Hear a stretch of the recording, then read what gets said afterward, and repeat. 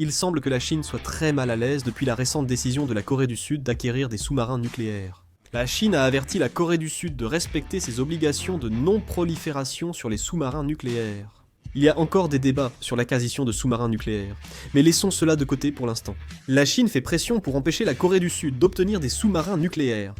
Voyons la situation actuelle.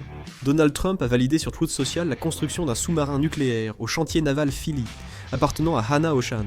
En outre, le président Donald Trump a également exprimé son intention de partager d'importantes informations gouvernementales. Certes, il manque des installations pour construire des sous-marins au chantier naval Philly, et les investissements aux États-Unis soulèvent aussi des questions.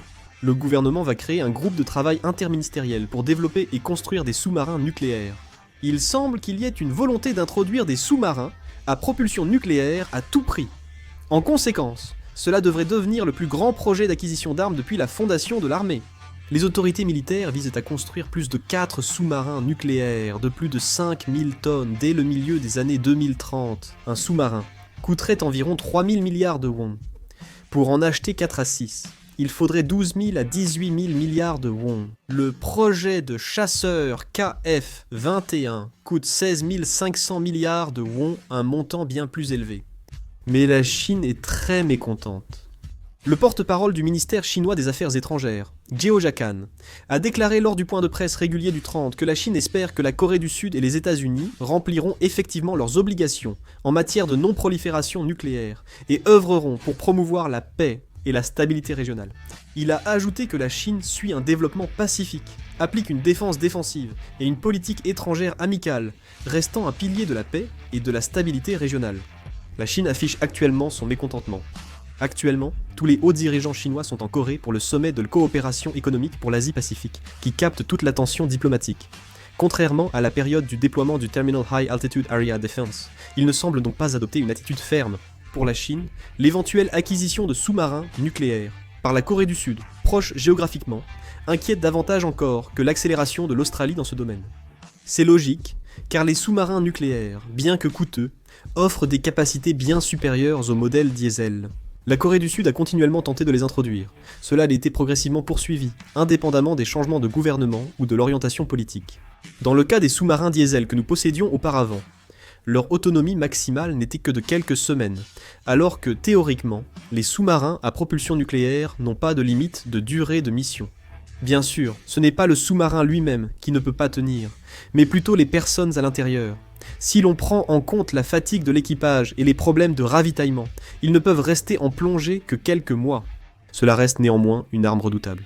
De plus, la vitesse d'un sous-marin à propulsion nucléaire est 3 fois supérieure à celle d'un sous-marin diesel. Avec seulement des sous-marins à propulsion nucléaire, il devient possible de mener des opérations sur une zone maritime beaucoup plus vaste.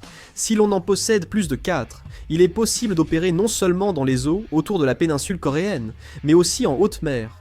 C'est surtout un casse-tête pour la Chine, car les sous-marins nucléaires sont difficiles à détecter, puisqu'ils ne remontent pas à la surface. Imaginons qu'en cas d'urgence, une guerre éclate entre la Chine et la Corée, ou que l'invasion de Taïwan provoque un conflit majeur. Dans ce cas, la Corée pourrait continuer à harceler la marine chinoise ou ses ports grâce à ses sous-marins à propulsion nucléaire. La Chine se retrouverait alors avec un obstacle majeur à son expansion dans le Pacifique. Ce sur quoi nous devons nous concentrer ici, c'est la réaction de la Chine. À en juger par l'ambiance actuelle, la Chine ne restera absolument pas les bras croisés face à l'introduction de sous-marins à propulsion nucléaire par la Corée. Cela ira sans doute au-delà de protestations diplomatiques, avec de vraies sanctions économiques, diplomatiques et sécuritaires. Les experts préviennent d'une réaction plus forte qu'avec l'affaire du Terminal High Altitude Area Defense. Lors du déploiement du Terminal High Altitude Area Defense, la Chine a pris des mesures de rétorsion contre la Corée du Sud dans plusieurs secteurs, dont le tourisme, la culture et l'économie. Mais cette fois, il ne s'agit pas simplement d'une arme défensive, mais d'un sous-marin à propulsion nucléaire qui peut directement menacer la configuration sécuritaire de la Chine. Cela peut provoquer un choc bien plus fondamental que le Terminal High Altitude Area Defense. Pour la Chine, le sous-marin nucléaire sud-coréen ne relève pas seulement de la course aux armements, il remet en cause la stratégie maritime multinationale. En particulier, un sous-marin nucléaire peut rester autonome pendant plusieurs mois et étendre sa zone d'opération de la mer de Chine orientale à la mer Jaune, voire jusqu'à la mer de Chine méridionale. Autrement dit, cela signifie que la Corée du Sud pourra étendre son réseau de surveillance profondément à l'intérieur du rayon d'action de la marine chinoise. Ainsi, la Chine ne voit pas ce sujet comme une menace pour la sécurité de la péninsule coréenne, mais comme une atteinte à son influence. En fait, lorsque l'Australie a annoncé le développement de sous-marins à propulsion nucléaire, dans le cadre de l'alliance Australia-United Kingdom-United States, la Chine a montré une réaction assez furieuse. Le ministère chinois des Affaires étrangères a critiqué les États-Unis et l'Australie pour leur mentalité de guerre froide, puis imposé des sanctions économiques à l'Australie. L'économie australienne a subi un choc temporaire. Cependant, la Corée est bien plus liée économiquement à la Chine que l'Australie. La plupart des secteurs industriels dépendent de la Chine, qui a donc plus de moyens de pression sur la Corée. Comme pour le Terminal High Altitude Area Defense, la Chine pourrait cibler de nombreux secteurs, pas seulement un seul.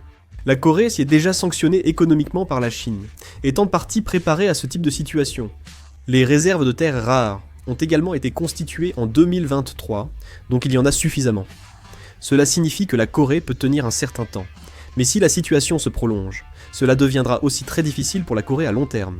Le fait que la Corée cherche à développer des sous-marins nucléaires n'est pas seulement une question de puissance militaire, mais aussi une expression de sa volonté d'assurer son autonomie diplomatique. L'agressivité de la Chine pousse la Corée à se rapprocher des États-Unis. L'attitude excessive de la Chine risque de l'isoler, mais aura probablement un fort impact à court terme. Les exportations de semi-conducteurs coréennes pourraient être bloquées temporairement, et certains secteurs industriels subir des pressions sur la chaîne d'approvisionnement. Les entreprises coréennes en Chine risquent des préjudices, tels que restrictions commerciales, enquêtes fiscales ou barrières accrues, comme lors des représailles liées au Terminal High Altitude Area Defense. La Chine ne restera jamais indifférente à la possession de sous-marins nucléaires par la Corée, car il ne s'agit pas simplement du développement d'une arme, mais cela signifierait pour la Chine la perte de son contrôle maritime. Par conséquent, la Chine utilisera tous les moyens possibles pour entraver la Corée. La question étant de savoir dans quelle mesure la Corée pourra maintenir son autonomie de décision face à cette pression. Cela s'arrangera.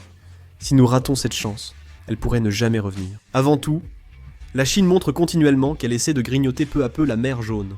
On a appris tardivement qu'une confrontation avait eu lieu entre un navire coréen et les gardes-côtes chinois, dans la zone de mesure provisoire, entre la Corée et la Chine, en mer Jaune. Fin septembre, les gardes-côtes chinois ont bloqué un navire coréen inspectant une structure illégale chinoise. La Chine revendique aussi la souveraineté en mer Jaune, comme en mer de Chine méridionale. Lorsque le navire Onuri, des gardes-côtes coréens, s'est approché de la structure pour l'inspecter, 2 navires des gardes-côtes chinois ont encerclé l'Onuri des 2 côtés.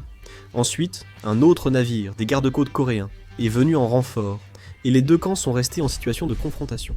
Les gardes-côtes chinois ont poursuivi pendant 15 heures le navire coréen Onuri, entravant les opérations légitimes de la Corée. Comme vous le savez tous, la Chine a installé les navires Séolan 1 et Séolan 2, qu'elle présente comme des installations d'aquaculture en haute mer, et affirme qu'il s'agit d'installations d'aquaculture dans la zone de mesure provisoire. En 2022, ils ont aussi installé une structure de forage pétrolier. À l'Assemblée nationale, on considère que ces installations ne sont pas des installations d'aquaculture, mais des structures destinées à revendiquer la souveraineté de la Chine sur la mer Jaune. On dit aussi que ces structures pourraient être utilisées à des fins militaires. Mais il y a ici un aspect vraiment grave, mesdames et messieurs. Ce que fait actuellement la Chine en mer Jaune n'est pas un simple conflit maritime. Il s'agit clairement d'une stratégie d'internalisation de la mer Jaune, c'est-à-dire une tentative de transformer cette mer en territoire chinois. Ils répètent exactement ce qu'ils ont déjà fait en mer de Chine méridionale. Au début, ils installent des structures en prétendant qu'il s'agit de fermes aquacoles, puis ils ajoutent des installations en les présentant comme des stations météorologiques ou des bases de recherche marine. Des gardes-côtes armés et des navires de guerre stationnent en permanence, transformant cette mer en base militaire chinoise. Actuellement, la mer Jaune suit ce parcours. La Chine déclare une gestion conjointe, mais prend en fait le contrôle. Quand les gardes-côtes sud-coréens approchent, des navires chinois les suivent. L'affaire Onurio l'illustre bien. Lors d'une inspection légitime par la Corée, la Chine est intervenue de force et a poursuivi le navire pendant 15 heures.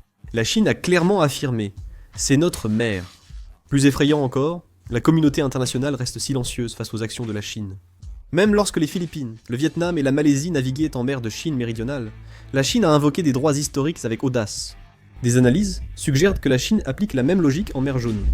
Joseon étant historiquement vassal de la Chine pourrait prétendre que la mer Jaune est sa zone maritime traditionnelle avec de tels arguments. Ils installent d'abord des structures pour créer un fait accompli, puis stationnent police maritime et armée pour renforcer leur contrôle sur la mer Jaune.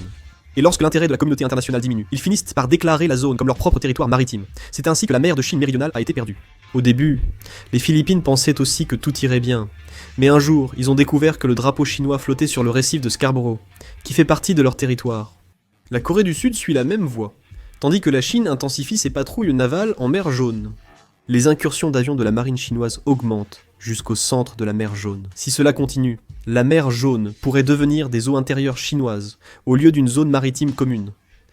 Que va-t-il alors se passer? La Corée ne pourra même pas mener librement des recherches maritimes dans ses propres eaux, ni procéder à l'exploration des ressources. Le rayon d'action de la marine sera limité à la mer Jaune. Plus grave encore, si la situation militaire dure, la Chine s'est déjà transformée des îles artificielles en bases militaires.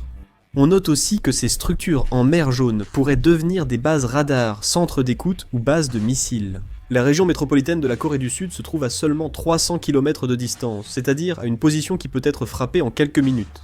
Dans cette perspective, pour la Chine, la mer Jaune n'est pas simplement une zone maritime, mais devient une base avancée pour exercer une pression sur la péninsule coréenne. Le problème, c'est que tout cela continue aujourd'hui, discrètement. La Chine agit toujours sans bruit. À la place, elle érige des piliers un par un et installe des structures métalliques, transformant ainsi progressivement la zone en une occupation de fait, telle des grenouilles dans l'eau qui chauffe. Nous ignorons le danger alors que la mer a déjà franchi la limite. La sinisation par la Chine teste la souveraineté coréenne, au-delà d'un enjeu militaire. Si nous ne protégeons pas la mer Jaune, la mer de l'Est, Gyeongnyeol, Bioldo, l'île de Jeju, puis la souveraineté stratégique de la péninsule coréenne seront menacées. Aujourd'hui, la mer Jaune n'est pas simplement une mer, c'est la ligne de front où l'avenir de la Corée et de la Chine s'affrontent. Actuellement, la Chine freine la Corée ouvertement et sans détour. Cette situation est vraiment énervante. Quelle stratégie proposeriez-vous face à la Chine? Partagez vos idées en commentaire. Merci pour avoir regardé cette vidéo.